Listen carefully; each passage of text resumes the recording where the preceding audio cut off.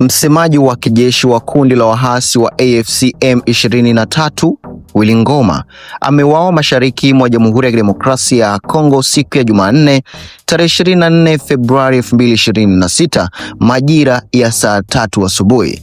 Shirika la habari la Reuters limeripoti taarifa hizo likinukuu vyanzo vitatu vya kijeshi ikiwemo afisa mmoja wa kundi la waasi wa M23.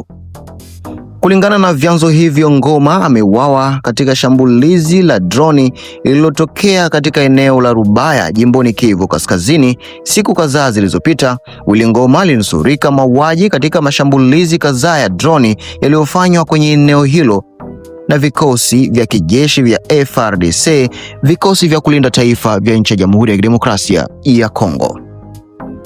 Kwa taarifa zaidi, subscribe Dems Media ili uendelee kupata taarifa zetu. Mimi ni Abdul Juma na kutangazia moja kwa moja kutoka katika uwanja wa kivita mashariki mwa Jamhuri ya Kidemokrasia ya Kongo.